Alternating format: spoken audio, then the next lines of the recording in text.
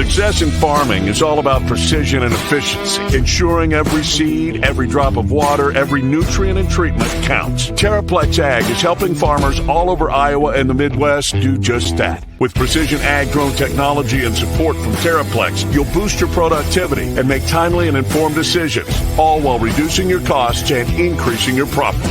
It's time to revolutionize your farming. Harvest the benefits with Terraplex Ag. Visit TerraplexAg.com.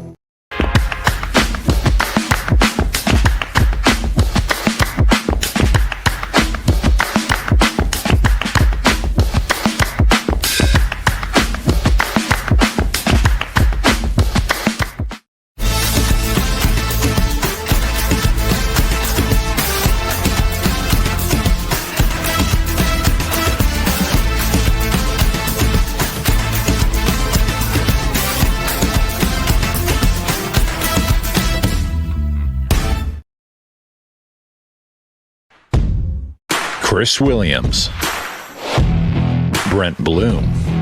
From the Northwest Bank Studios, it's Williams and Blum, presented by Mechdyne on the Cyclone Fanatic Podcast Network.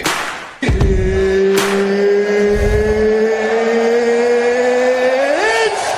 time!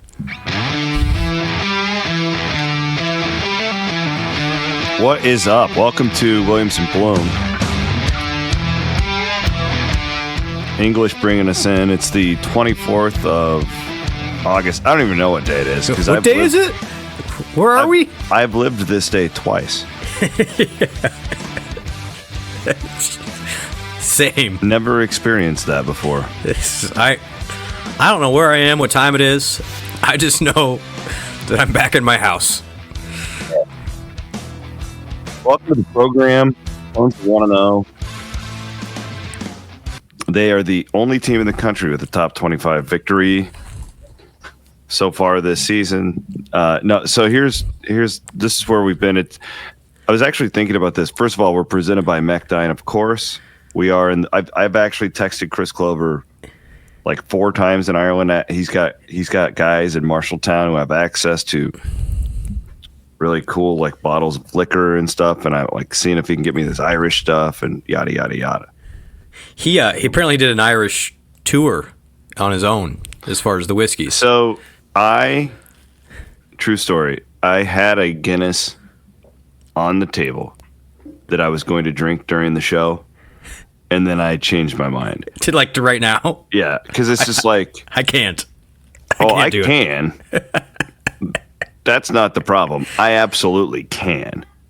But I am so tired that I thought if I drink that, it could put me to sleep on the show. Have a coma in the middle of the program. So I have not had real sleep. I want to add this up since I woke up on Saturday morning at about 8 o'clock in Dublin. So that would have been, I woke up at 2 a.m. on Saturday morning, Iowa time, and I have not slept since. I'm not too much further off. I did get like an hour and a half. I wouldn't call it sleep on the plane, but it was... Yeah, I mean, I tried to doze. It's not... I had a 6-year-old on top of me. Like, it was just impossible. But honestly, I mean, I like all of Cyclone Nation probably right now is really super tired, but man, it doesn't matter. I was still... It doesn't matter. What an electric couple of days over there. Just amazing, really. So much better than I could have imagined. I totally agree. I just love Iowa State fans. I know it sounds so corny.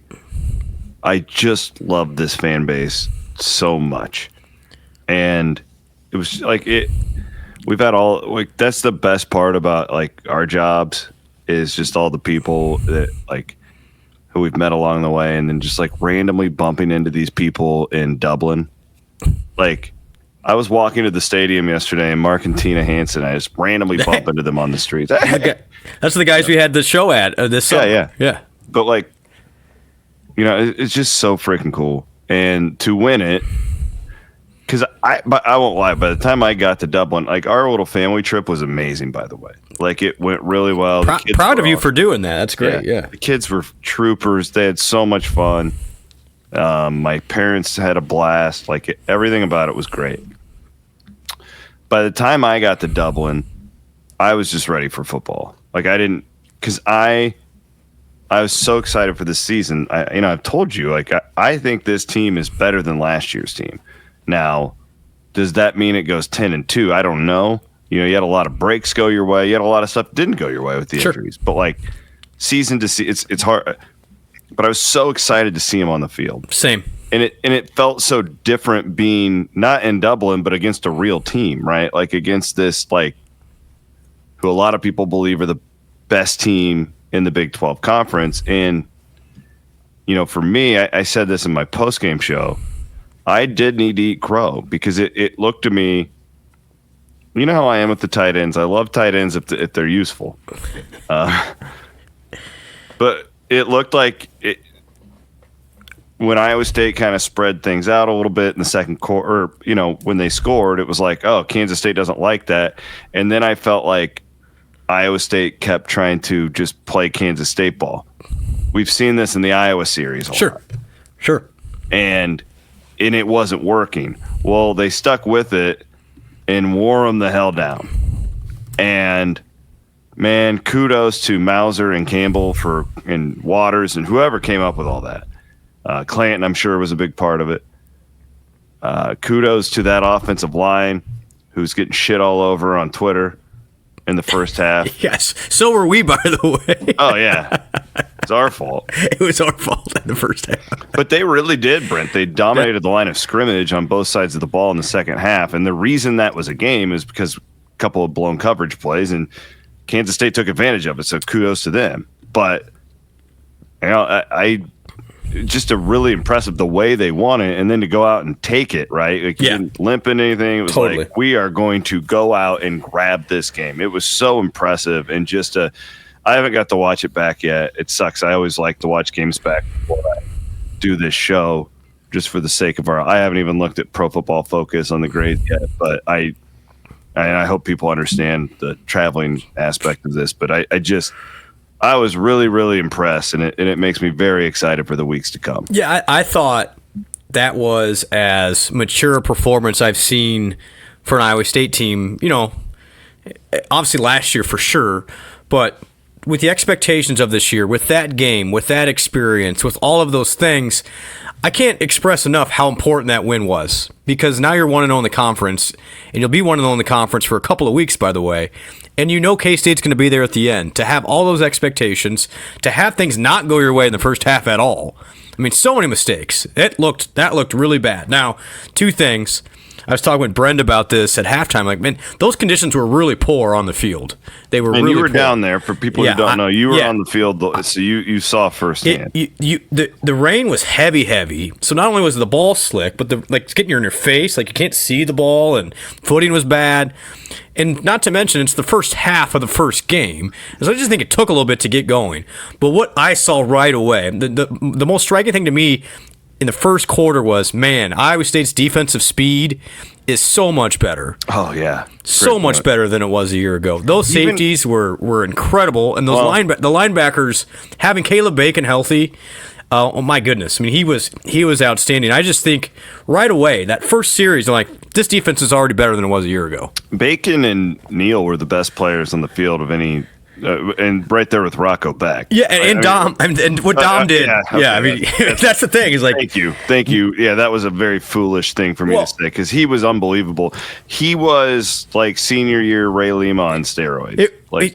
He so literally, it was happening in the third quarter. They had Zamir Hawk in there, and Hawk got dinged up a little bit. He was nursing a little bit of an ankle injury. Right? He came back. Yep, he came back. By the way, real quick on the injury thing. I was on the sideline, so I kind of had a pretty good idea on this. That didn't get updated on TV. I don't think Brzezina's injury is serious. He wasn't. I watched him. He's my tag team partner. Yeah, I know. They were looking at him. They weren't looking at him seriously like it was a problem. I think he just had a strain there in the lower leg. Then the other injury, actually, I actually got out of there really well. It was Hawk and Brzezina were the two notable ones. Yep. And then Cummings-Coleman went out for a little bit, but came back in.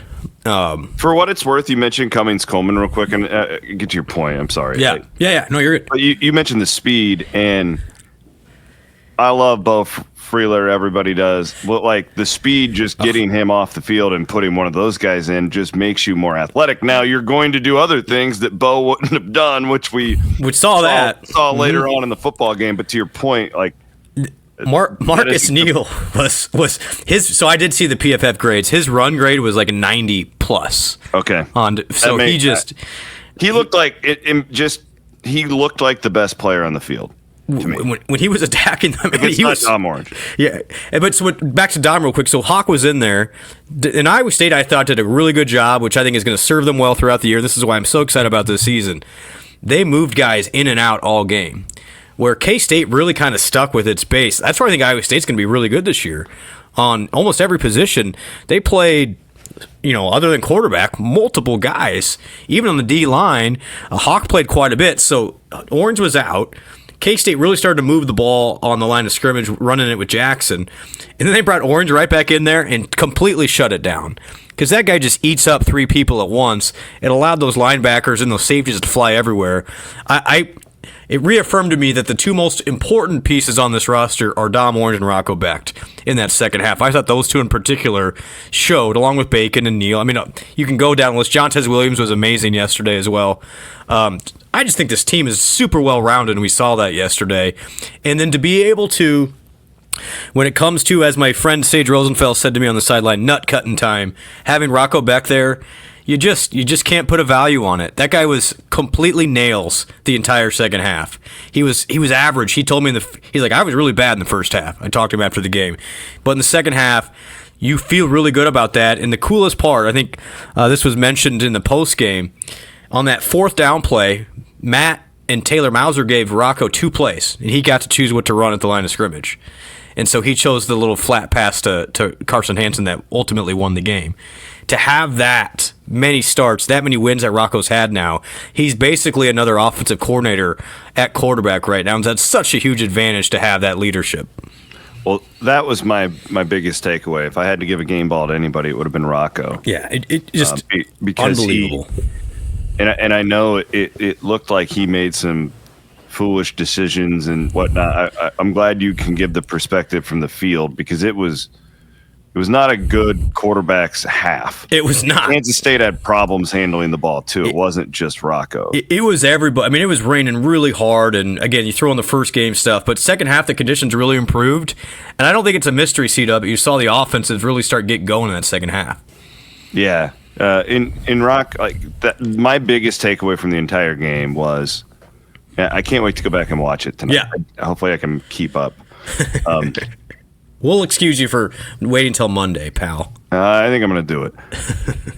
No, just the synergy between Mauser and the quarterback to call the plays that he did, and that's great insight that Rocco had the choice there. But like I give Matt Campbell a lot of credit. I don't know if 8 years ago, if Matt's playing that way. I don't know. Maybe Matt, and I like to give Matt crap about being conservative and stuff, and he doesn't think he's a conservative coach. I think he has shifted in the last couple of years. And I think it's purposeful too. Like 100%. Yeah, he likes to give a chuckle about that. Like because that's like the reputation in the fan base, right? Like that he's played for the field goal, like punt on the 32. I actually wish they would have punted, and it's easy in hindsight when Conradi missed it because it was raining. Yeah, I did not. Nobody felt good about that. Yeah, I didn't. But whatever. It's beside the point. Like, I give Matt a lot of credit because players, formations, plays, all that stuff. He lives up to it, and when he's got a quarterback he can trust. Let me ask you this: do you trust Rocco Becht in a big situation more than you did Brock Purdy? Yeah.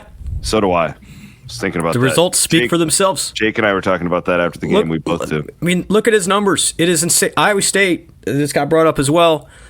For the longest time, this is what I love about narratives and how it can change when people don't even realize it's changed.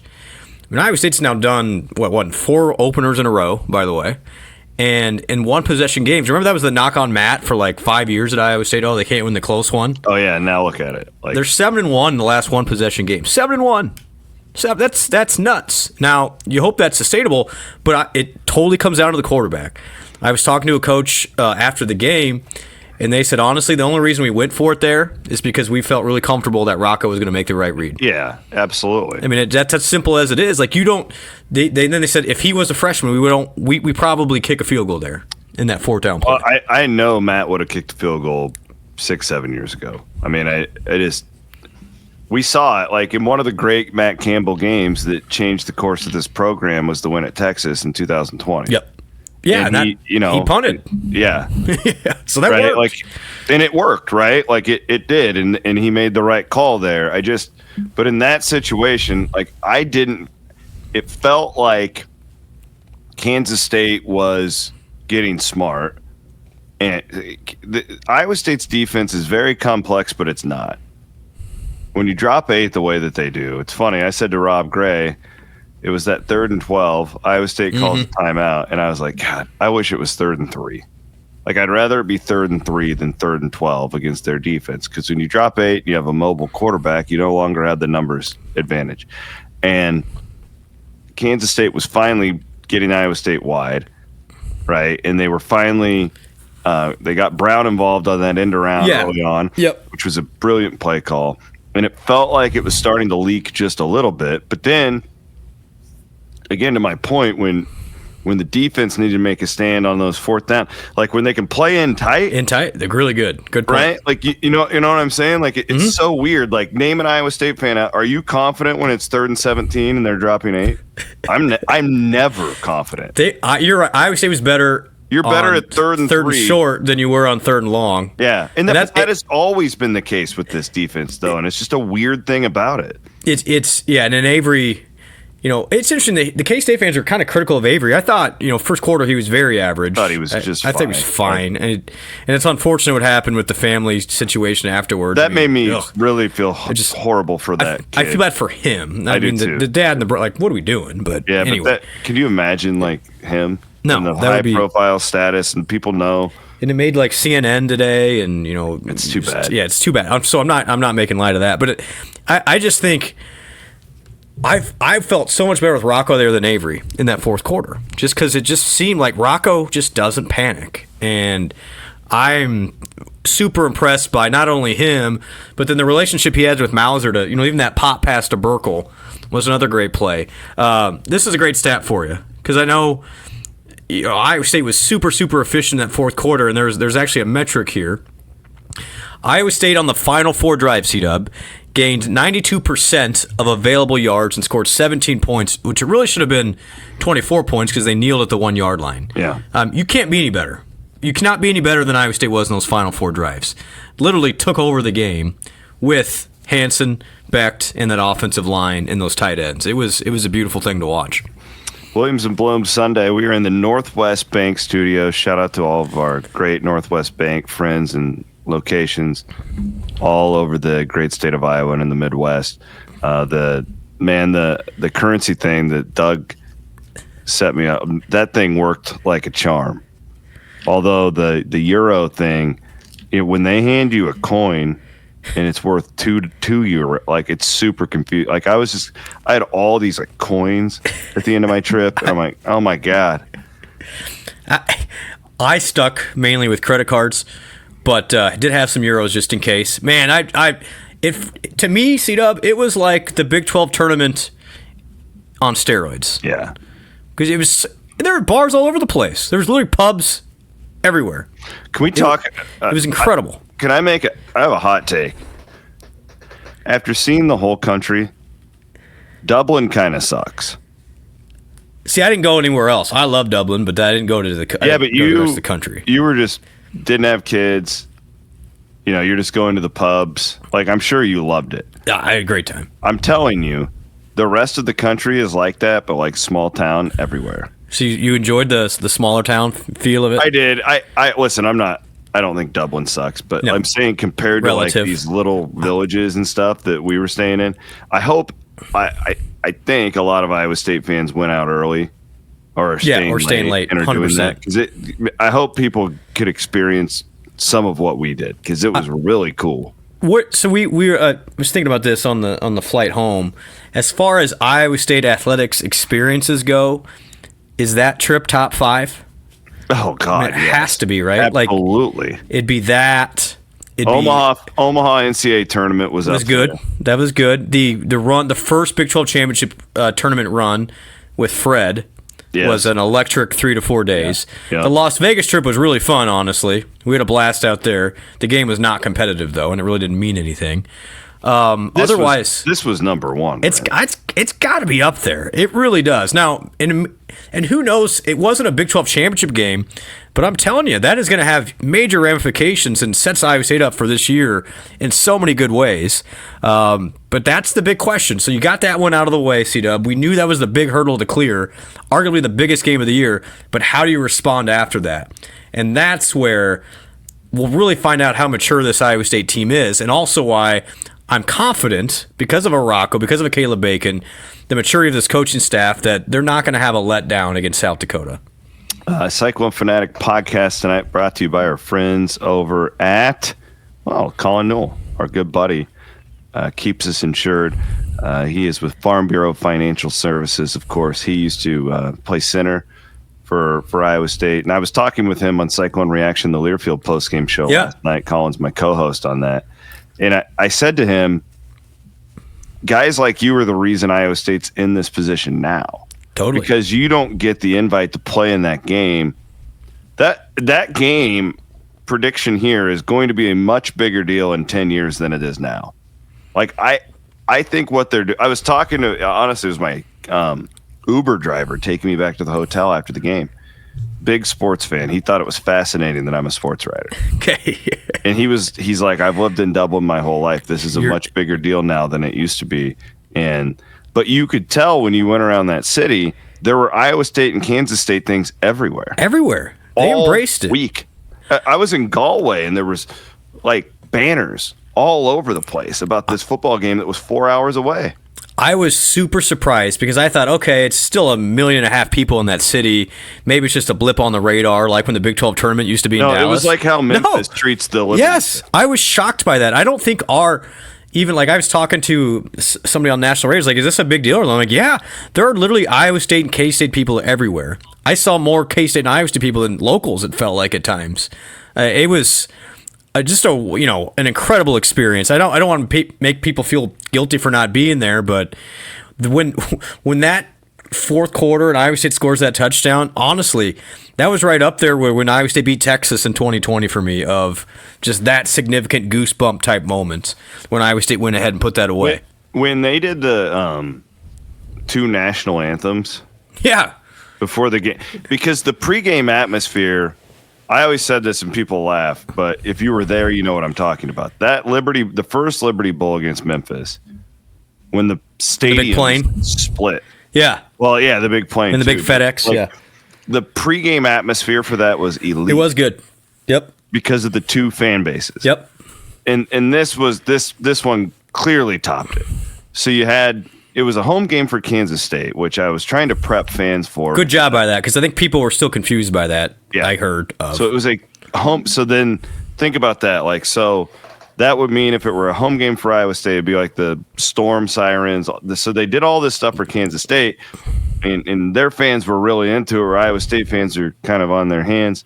But then they do the Irish national anthem after the United States one, and it was touching. Like, it was really cool because everybody kind of put the rivalry aside for a minute and watched this, and it was the Kansas State dance team did like some river dance. It was a really neat pregame atmosphere. Yeah, I thought the attention to detail was really good for everybody. I mean, they made that feel like a big time event.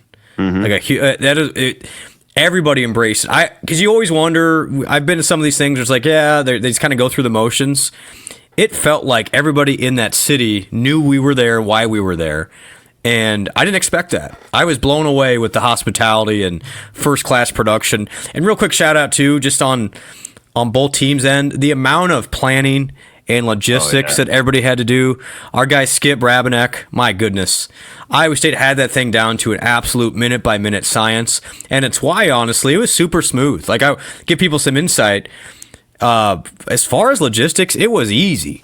And we got back in Des Moines at noon on Sunday. It's just like a normal week now for those guys. But they had, C-Dub, they had everything down to like the minute of even like, all right, when you're on the plane, you wear sunglasses to get more adjusted to the light.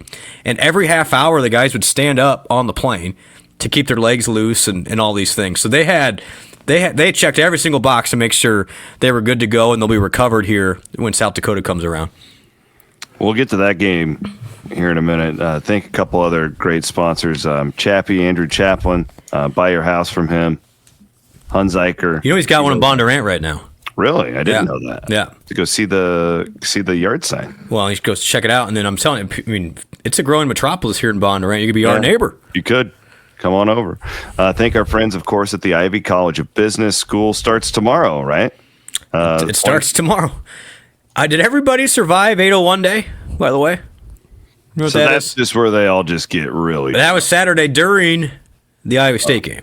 Well, and also shout out, I saw our buddy Nathan Terry from marketing. Yes.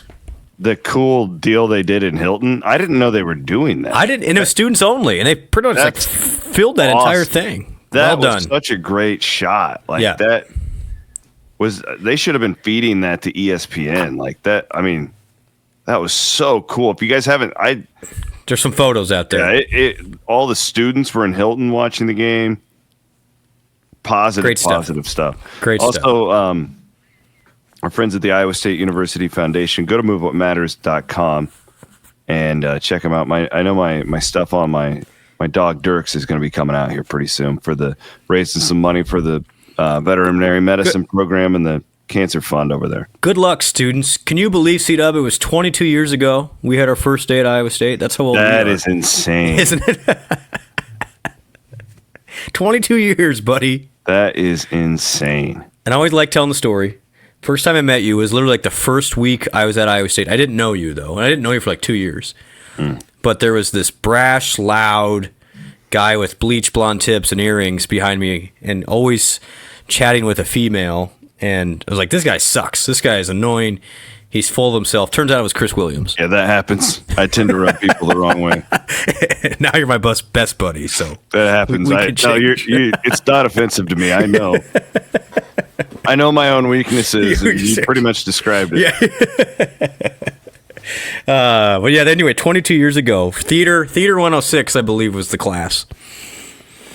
I bet you wish you were talking to that girl, though. I did, 100%. It came from a place of jealousy. I still know her. She was a pretty one. That was good job out of you, by the way. Yeah, good job. We were just freshmen. I was a single man at the time. I could do whatever the hell I wanted. And so was I, and that was the problem. All right. Anything else football-wise? I do want to dig into South Dakota. We're going to get into the Wivels hybrid Big 12 segment, talk Kansas. Also need to do let's guess the point spreads. Yeah, can't wait. Point spreads. First part of the year. First one of the year. I just real quick for me, I think the great thing is Iowa State was well-rounded, but still you saw not with Townsend and Sowell not practicing much in fall, you could see it. I mean, they were just not on the same page as Rocco. Yeah, but that's only going to get better. That's only going to get better, which I think is a great sign.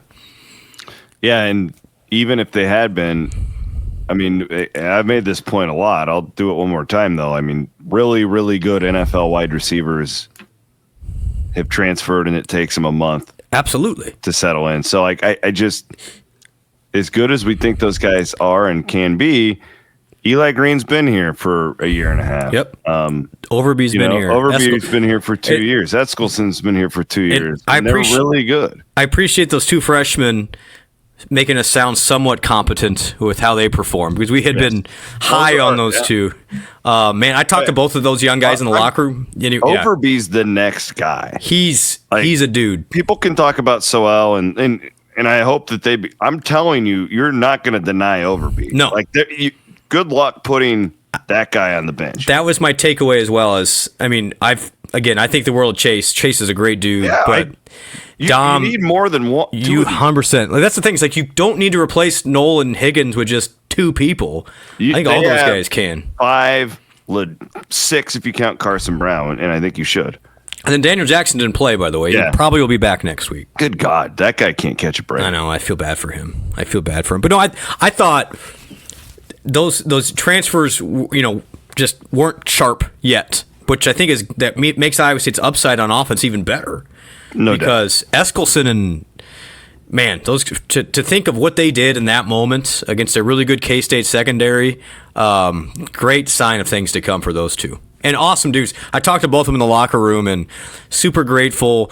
Obviously, we knew Eskelsen from a year ago because he's got connections with his dad to Iowa State. And Dom Overby is just a neat dude, too. So both are having a blast at Iowa State, and I think that's just the start of things to come for both of them. I'd like to just real quick acknowledge to the linebackers who were all hurt last year. Yes. And the one Willich always gets forgotten about. Yeah. He doesn't ever get talked about, because we just kind of knew he was out last year. It wasn't this shocking, new thing. And I thought he played great. Caleb Bacon, what a recovery, right? No doubt. From the injury that he had. And our premium subscribers read my reports on this all camp long. I kept passing along that people were telling me that Bacon's the best player on the field. What a fun group to watch, those linebackers. My position ratings look pretty good. Yeah. Putting No, I them know. number one. And Caleb said to me in the locker room afterwards, I'm never going to take another game for granted after what happened to me last year. He's like, I wanted to play it was such a great. I know I keep saying about everybody, but it makes you want them to do well because they're just they're first class dudes, and Caleb, happy for him, and even McLaughlin got out there a little bit. I love it, played at times. They have so many numbers there. He was fine. He started. I mean, they just okay. Willick was the hot hand. Honestly, it was the only difference. Is it Willick? Willick. Yeah. Willick. Okay. Well, so love Coach Campbell. He keeps calling him the wrong name again, and it just throws everything off. I believe it's Carson Willick. John Walters and I had a long conversation about this. Pretty sure it's Willick. I was going off what the coach said. Yeah, I hear you.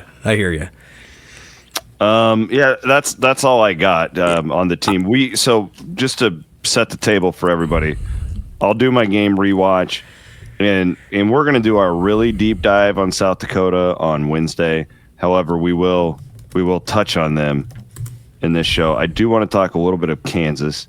Yep. As we did have another Big 12 game over the weekend. They had a good win over Fresno State. And what does the Iowa State-Kansas State thing mean for, the Big 12? Real quick, South Dakota comes to town, a top 5 team in FCS. I'm going to outline this real quick, and you guys are already tired of hearing it, but I'm just going to pass it along. This is the real thing.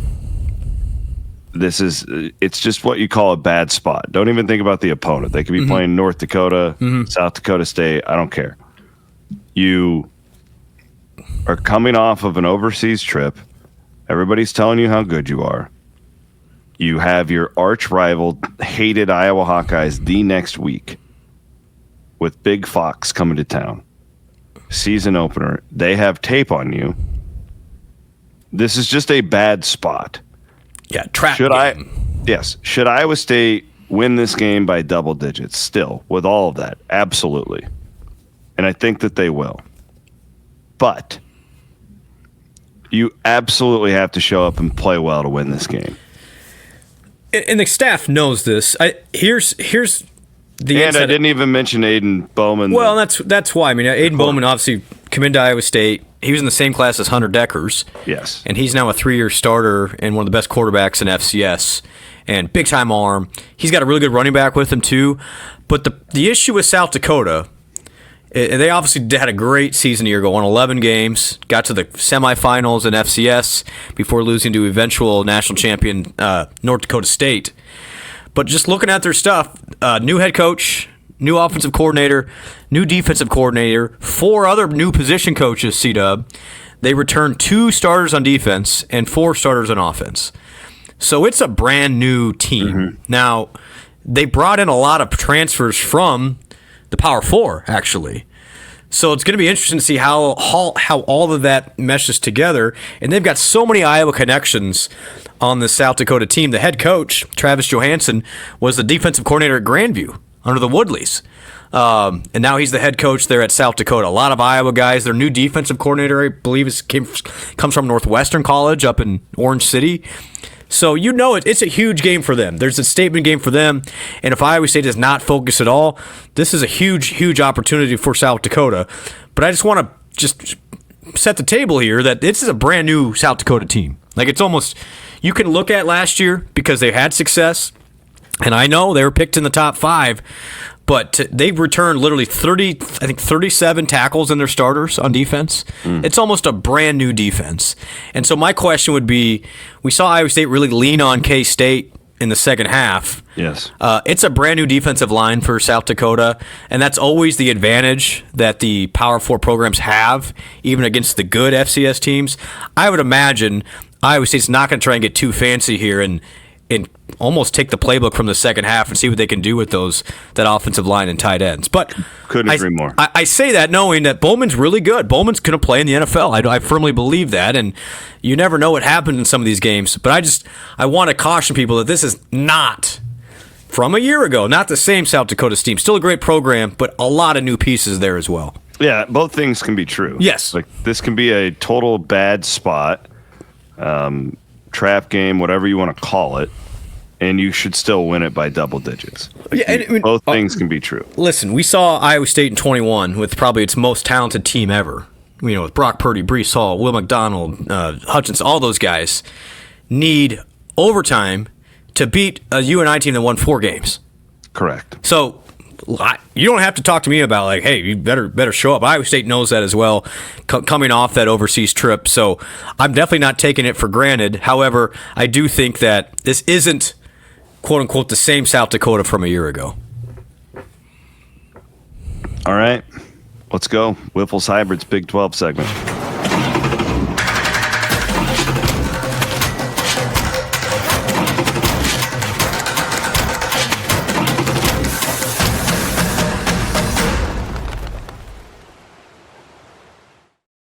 Iowa State is 1-0 in the league. Kansas State, the sexy pick in the media. There wasn't a media poll, but Vegas had Kansas State as the favorite. Have you looked up odds for the rest of the year? Yeah, I was shocked. Didn't move a whole lot. Really? Yeah. What is it now? I'm not even going to try and guess. It's Arizona State 1, Utah 2, and then Iowa State's 3rd in some spots, but 5th in some other spots, sports books. Iowa State in some spots is still behind K-State, which makes no logical sense at all to me. No, not tiebreaker. But people aren't paying attention yet. I think that's what it comes down to. Okay.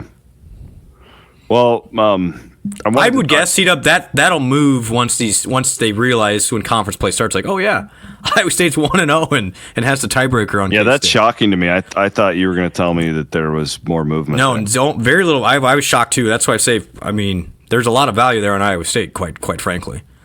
Kansas played a Big 12 game and really impressive. I like this team going into this season. This is a team that I had kind of circled as one that I thought could come out of nowhere potentially and compete for a championship.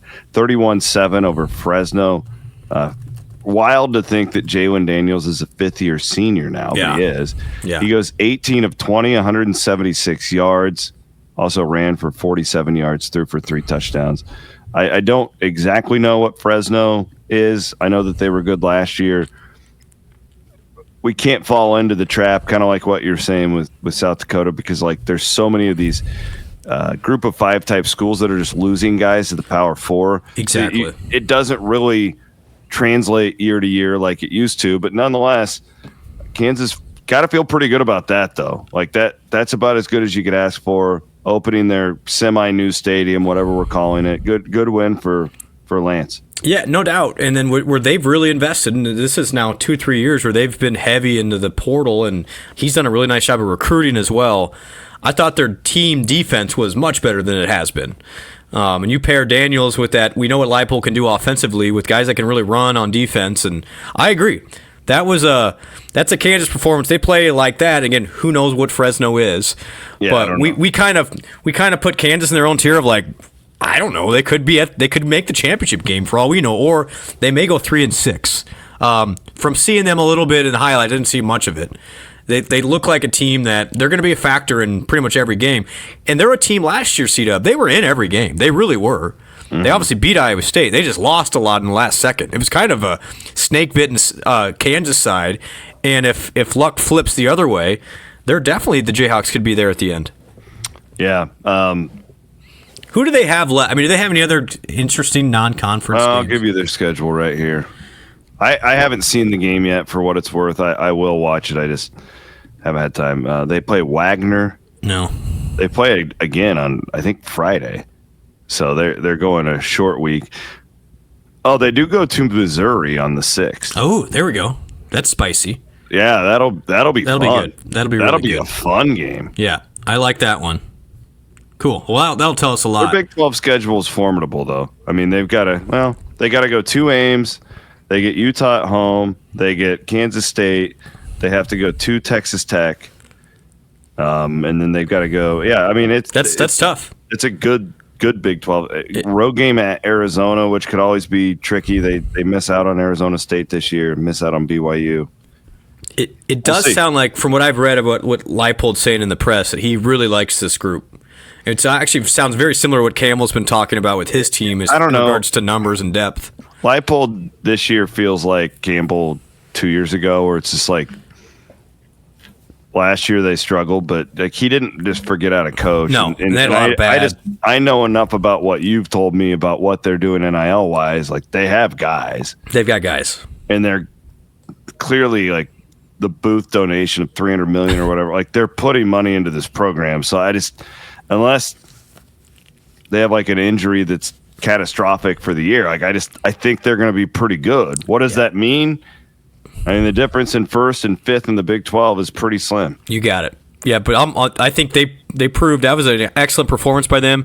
You know, even a year ago, they choked one away to UNLV. That was a really bad loss. Well, they took care of business. I mean, that was a statement win for them to say, we're not going to just pretend we're the bigger, badder program. We got to prove it, and they did. I was impressed. Let's thank our friends over at Kelderman Manufacturing. I want to thank our buddies over at WebWise. You know why? Oh, is it time? You know why?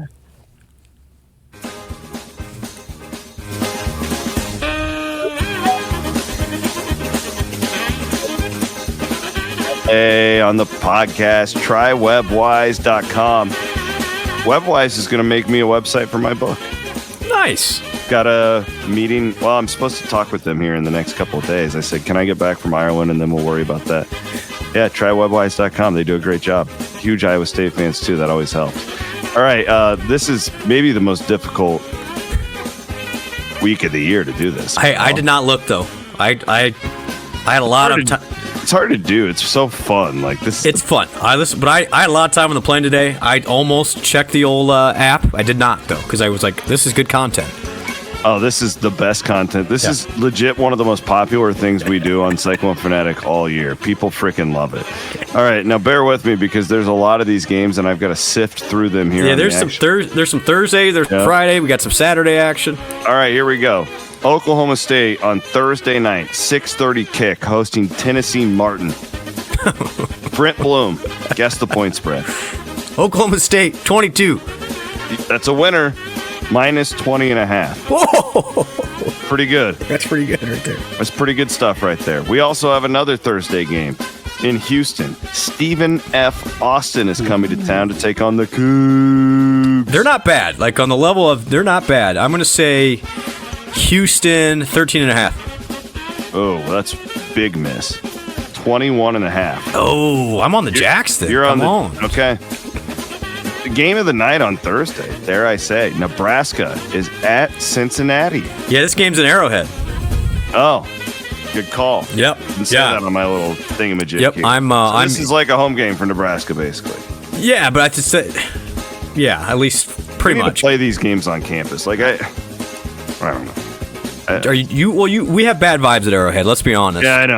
I mean, we're just, it's kind of soured. That's been not a good spot. It's a By the way, stadium. It's a. Yeah. I chuckled at this, and I shouldn't because he's my friend. But K-State in their home game. I don't know if you saw this yesterday, CJ. K-State, because it was the home game. They were playing K-State highlights. They played the poor situation at Arrowhead from 2009 when Iowa State tied the game, and then our guy Grant Mahoney had his extra point blocked. They played that over in Ireland. They threw Mahoney under the bus in the middle of Ireland. I don't like that. And I didn't appreciate that very much. So I'm thinking about you, Grant. Hope you're well. Anyway, Nebraska's probably an 11-point favorite here. Oh, that's another miss, Brent. 6.5. That's it. Yep. Okay. 6.5. All right. But that'll be fun to watch that game. Yeah. We should watch that game. You want to watch that game? I got nothing going on. Thursday night? That'd be kind of fun. Let's go. We don't have a line for Wagner in Kansas yet. Don't need one. The odds makers need a little more time. Georgia Tech is at Colorado. That's a fun game on Friday night. This is the RV Lot Special. RV Lot Special returns, everybody. Oh, we have two. We have two Big 12 games for the RV Lot Special. Hey, can I break some news for the RV Lot people? Love that. There is going to be a pop-up store with refreshments, food, ice in the RV Village this year. That's a very good idea. Yeah. So anyway, that's coming. Good idea by whoever did that. Yep. So anyways, you can get your refreshments for the Friday night special. I think this is a sneaky game. I really like Georgia Tech in this spot. I'm going to say Colorado's a 6.5-point favorite, though. Man, you're just getting killed tonight. Tech is favored by 4. What? Yeah. Well, no wonder I like Tech in that spot. Yeah, you go with Tech. Just blindly go with Blum here. Wow. 4.5? Auburn. That's crazy. Auburn is at Baylor. Guess the point spread. Ooh. This is a fun. When is this? This is fun. That's Friday night. We have two Big 12. I'm going to have to bring two TVs out. We're going to double it up. Wow. Pick 'em. Hold on. I just lost it. I got to find it. No. Auburn favored by 2.5. Okay. Is my rule 2? I mean, how big of a game is that for Baylor? Huge. Massive. For the Big 12. Honestly, we need that one. Big 12 needs that one. But, like, just say Baylor singly, though, like, with all the talk. All the hype.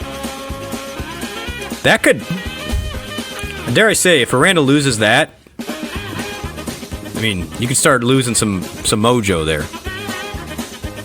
Who's the coach at Auburn? Is it still Hugh Freeze? Yes. Oh, yeah. Baylor needs to win that. Come on, Baylor.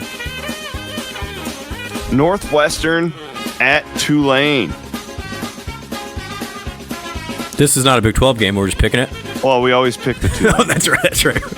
Tradition continues. Even though, like, I have no ties to Tulane anymore. The AD's gone and Willie's gone, so I really don't watch them anymore. It's just part of the program. I'm more of a South Florida guy now with Bullish there. That's kind of my team. Tulane this is the last Tulane game we're ever going to pick on Guess the Points. Tulane by 2.5. 5.5. I'll give you that. That's a tough one. Listen, it's always been because of the uniforms, though. They're the best uniforms in all of sports. Well, they lost their quarterback to Duke. Duke paid him a crap ton. Anyway, Robert Morris at West Virginia. There's no line out for that one yet. Good. Yeah. If you're betting on that game, you have a problem. Okay, so we already. Well, I guess we haven't covered this. South Dakota is at Iowa State. I'm seeing it now. You can get Iowa State at 14.5 if you like the Cyclones there. I mean, I'm not touching it. I mean, listen, this is a total trap game, but it could go too far the other way, too. I've seen that happen many a time. You can get it at 15.5 if you like South Dakota. It did open at 16.5, so this is clearly people are playing into the. They're playing into the trap game. Yes, which they should. That's the program play. Like, that makes sense, but also, and they're looking at South Dakota's ranking. I just want to remind everybody, and maybe the new South Dakota guys are really good. I'm not discounting that. I'm just saying they had to replace, literally, C-Dub, they had to replace 16 starters off of last year's team. It's a lot. Notable because it's our week 2 opponent. Iowa is favored by 38 over Albany. So I don't know how much you'll learn about Iowa in week 1, but it's interesting to see. What time is that game? That is a 5 o'clock, so we'll get to watch the second half. All right. What's the big game? There's a couple big games, isn't there? Saturday night. Ohio State, Texas. Yeah, that's the big one. Bama, Florida State. Yeah, there's a lot of them. Yeah. LSU, Clemson. Yeah. It's like one of the best week ones ever. All right, North Dakota at Kansas State. This is interesting. How about K-State losing Edwards in the punt to start the game? That's oof. Yeah. I will say K-State 24. Good call. 24.5. All right, you're starting to redeem yourself just a little bit. Myself. Texas Tech is hosting Pine Bluff. No line for that one. Good. Gross. BYU hosting Portland State, 7 o'clock Saturday. Is Portland State any good? According to the point spread, they are not. I don't think they're very good. I'll say 35. 43.5. So they're not very good. RV lot special, Northern Arizona at Arizona State. Oh. NAU's not terrible usually, but this is probably 28. 28.5. Yeah. Hawaii at Arizona. I'm coming off a dub. They beat Stanford last night. You see that? 9:30 kick. Another RV lot special. Man, Arizona needs this. 12. 16.5. 16.5. Okay. Nope, we got one more on Monday. Great game Monday night. Fun game Monday night. TCU and North Carolina. This game is being played in Chapel Hill. Yeah, so this is a campus game in Chapel Hill. But then this one goes to Ireland next year, right? Yep, this will be in Ireland next year, but this is obviously Bill Belichick's first game. Oh, man. Sexy one Monday night. This is fun. Yeah, man, we got some football, everybody. This is great. Maybe the best week one ever. TCU favored by 4. 3.5. That's a winner. Struggled early. You came back. You're Rocco Beck. Yeah, I was a little bit, a couple ball, but then I hit one deep to Eskelson. I redeemed myself a little bit there. There you go. Meet the point spreads, presented as always by our friends at WebWise. I'll be better next week, though. Stay tuned. We are going to launch a new show on the network this week. I'll let everybody else announce it. It'll be a fun show to get started. We will be back on Wednesday. So we'll also have Jairell Brock, Colin Newell, Rimsberg, main man Jakey, and Jacqueline Cordova. We'll have the Inside Zone. That kicks back up here. I believe they record on Sunday night. So we have a lot coming up. Our game day shows, we kind of went real aggressive with them over in Ireland. Leah Nelson will be back hosting those with me. I saw Leah randomly last night. Yeah, Leah's over across the pond right now. I was walking home to the hotel, just randomly saw. This is the great thing about that entire experience. Did not plan on seeing Leah Nelson, but it was good to see it, Leah. She's the best. I saw her. We took the Guinness tour together. She just happened to be right in front of us in line. There, how about? See, I'm telling you, just never know. You never know. Did you do that? I did the Jameson tour. I did not do the Guinness tour. Okay, the Guinness was unbelievable. I heard it was great. I had a great time. I went with some great friends and donors to the Jameson tour, and we had a private tasting. We got the exclusive stuff. Wow. We had the exclusive stuff. How was it? Awesome. Amazing. 10 out of 10. I've never been an Irish whiskey guy, but I enjoyed it. The Irish coffee, I capped off every night with a decaf Irish coffee. Now there's a unique thought. Okay. So like Bailey's, like a No, it's just coffee with Jameson. Irish with Jameson in it? Yeah. Our tour guide you can put a little Bailey's in it, but that's called a Bailey's coffee. Got it. Our tour guide at Jameson, she was a lovely lad. That's what she was. Isn't a lad a male? I don't know. I couldn't think of the lad or the female version in Ireland. I think a lad is exclusively a man. I think you're right too. Well, she was nice. She was fun. Anyway, do you know what separates Irish whiskey? By the way, did you know this? I learned this. No, I don't know what that means. I soaked up some knowledge on this tour, and so I'm going to pass along here on this podcast. They triple distill it or something. You know, most whiskeys like distilled once. They do like 3 different processes to make it. I did not know to make it a finer type. I don't know. I was trying to pay attention. Not my strong suit.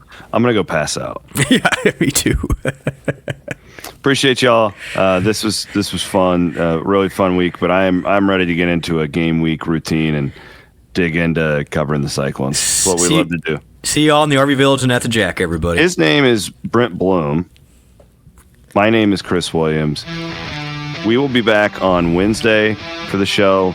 I'm excited to show you all everything going on with our friends Jake, Bryn, and Rob Gray with the wall-to-wall coverage we're going to have all year. Jake's video highlights. We are all in. It's Cyclone Fanatic when it comes to covering these programs for you. Great job this weekend by the whole Cyclone Fanatic team. Yeah, awesome work. Full coverage of the press conference on Tuesday, all that good stuff. All right, he's Brent Blum. My name is Chris Williams, and we will be back on Wednesday here on the Cyclone Fanatic Podcast Network.